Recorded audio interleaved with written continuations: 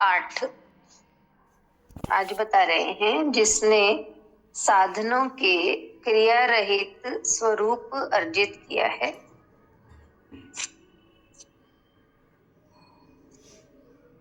जिसने साधनों के क्रिया रहित स्वरूप अर्जित किया है, वह पुरुष कृत कृत्य है। और जो ऐसा ही स्वभाव से ही स्वभाव वाला है, वह तो कृत कृत्य है ही, इसमें कहना ही क्या। फिर से पढ़ती हूँ। जिसने साधनों के क्रिया रहित स्वरूप अर्जित किया है, वह पुरुष कृत कृत्य है और ऐसा ही स्वभाव वाला है, वह तो कृत कृत्य है ही, इसमें कहना ही क्या। बता रहे हैं, राजा जनक बिना कोई साधना किए, बिना जप तप योग भक्ति पूजा उपासना ध्यान कर्म किए ही आत्मज्ञान को उपलब्ध हुए, किंतु वे नहीं कहते कि ये सब साधन व्यर्थ है,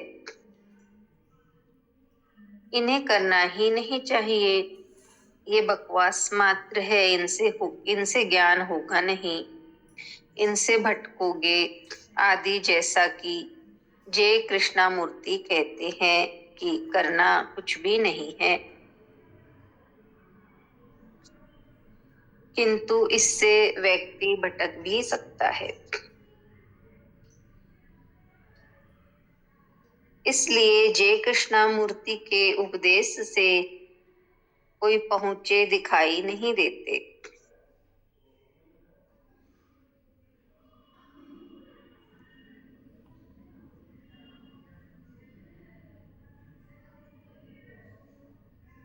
राजा जनक कहते हैं कि यह आत्मा क्रिया रहित है।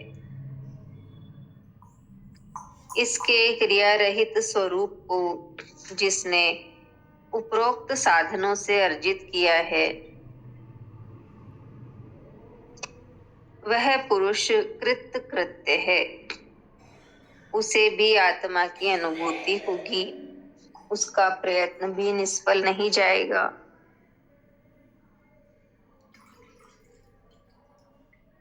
साधना द्वारा प्राप्त करना भी मार्ग है, इसका जनक तिरस्कार नहीं कर रहे हैं, किंतु जो भाव से ही स्वभाव वाला आत्म भाव वाला है, जिसका स्वभाव ही आत्मवत है, वह तो कृत कृत्य है ही, इसमें कहना ही क्या। ऐसा आत्मभाव वाला व्यक्ति ही परम ज्ञानी है, चाहे वह स्वयं ही स्वभाव से प्राप्त हुआ हो अथवा किसी साधन से। उपलब्धि में कोई अंतर नहीं होता, मार्ग अनेक है, मंजिल एक ही है। इतना ही है।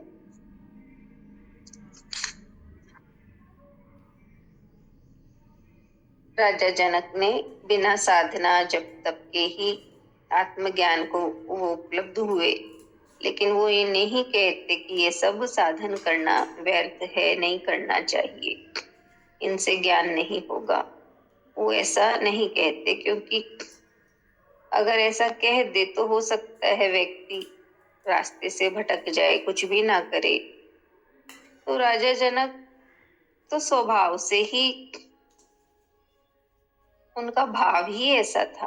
कहा ना, जो भाव से ही स्वभाव वाला आत्म भाव वाला है, जिसका स्वभाव ही आत्मवत है, वो तो कृत कृत होगा ही।